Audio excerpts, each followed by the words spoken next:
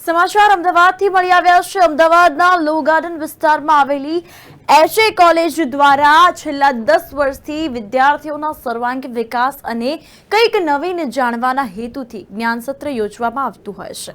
આ વર્ષે તારીખ 23, 24 અને 25 જાન્યુઆરીના રોજ વિદ્યાર્થીઓના લાભાર્થે આ જ્ઞાન સત્ર યોજાયું હતું, જેમાં વિવિધ યુનિવર્સિટીના વાઇસ ચાન્સેલર અને વિદ્વાન શિક્ષણવિદોએ વિવિધ વિષયો જેવા કે શિક્ષણમાં ભારતીયતા, ભારતીય કલા અને સંગીત તથા ભારતીય પરંપરા જેવા વિવિધ વિષયો પર વિદ્વાનોના વ્યાખ્યાન રજૂ કર્યા હતા અને અંતર્ગત વ્યાખ્યાનો યોજાયા હતા।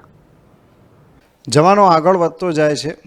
ભારતમાં 5G ટેકનોલોજીએ પોતાનો પગ પેસારો કરી દીધો છે, પરંતુ આજની જે યુવા પેઢી છે તેને ભારતીય સંસ્કૃતિ, ભારતનું કલ્ચર, ભારતમાં જૂની શિક્ષણ પ્રથા કેવી હતી, ભારતનો ભવ્ય સંગીત વારસો શું છે વગેરે વિશે માહિતી આપવી પણ તેટલી જ જરૂરી લાગી રહી છે। આ બધી જ ટેકનોલોજીના એક ભારે ઘોડાપૂર વચ્ચે એચએ કોલેજે એક પ્રશંસનીય પગલું ભર્યું છે જ્ઞાન સત્રનું। આ જ્ઞાન સત્ર શું છે તે આજે આપણે જાણીશું એચએ કોલેજના પ્રિન્સિપાલ ડૉક્ટર સંજય વકીલ પાસેથી। સંજયભાઈ, અમારા કાર્યક્રમમાં આપનું સ્વાગત છે। જ્ઞાન સત્ર એચએ કોલેજનું આ એક બહુ જ કહી શકાય સરાહનીય પગલું જ્યારે તમારું આમંત્રણ મળ્યું ત્યારે મને લાગ્યું। શું છે આ જ્ઞાન સત્ર, તેના વિશે જણાવો। ગુજરાત લો સોસાયટી સંચાલિત એચએ કોલેજ ઓફ કોમર્સ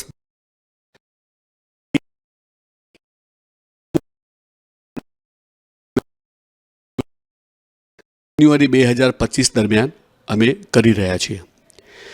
આ વર્ષે અમે સતત 10મા વર્ષે જ્ઞાન સત્રમાં એટલા માટે અમે ભારતીય જ્ઞાન, ભારતીય પરંપરા, ભારતીય ઇતિહાસ, ભારતીય સંસ્કૃતિ, ભારતીય કલા, ભારતીય સંગીત આ બધા વિષયો એટલા માટે અમે એમાં જોડવા માગતા હતા, કારણ કે અમે એવું માનીએ છીએ કે આજના વિદ્યાર્થીઓને આર્ટિફિશિયલ ઇન્ટેલિજન્સની પણ ખબર હોવી જોઈએ, જોડે જોડે આપણા ભવ્ય વારસો અને ભવ્ય ઇતિહાસ અને ભવ્ય સંસ્કૃતિની પણ ખબર હોવી જોઈએ।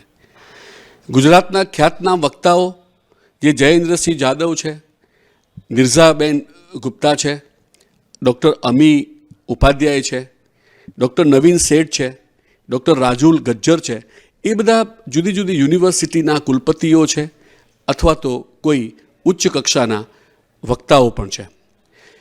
ડૉક્ટર નીતિન પેથાણી અને ડૉક્ટર અમી ઉપાધ્યાયે આજે એ લોકોએ સંગીત, કલા, ભારતીય સંગીત અને કલા વિશે એમને આજે માહિતી આપી।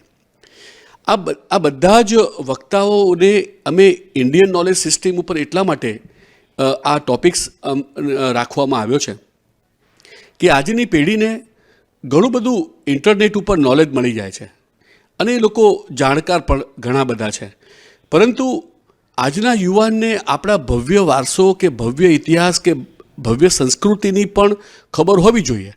તો એવા વિદ્યાર્થીઓ કે જેને આની ખબર નથી, એવા વિદ્યાર્થીઓને અમે આ બધી બાબતોથી વાકેફ કરવા માગીએ છીએ અને અમારો આ અનુભવ એટલો બધો પોઝિટિવ રહ્યો કે બધા જ વિદ્યાર્થીઓએ આ સતત આ ચાલી રહેલા જ્ઞાન સત્રમાં ખૂબ સારો રિસ્પોન્સ આપ્યો।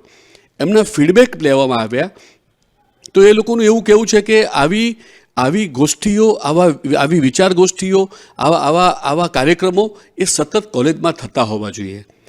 માત્ર એકાઉન્ટન્સી, સ્ટેટિસ્ટિક્સ, ઇકોનોમિક્સ ભણવાથી એ જીવન પૂરું થતું નથી।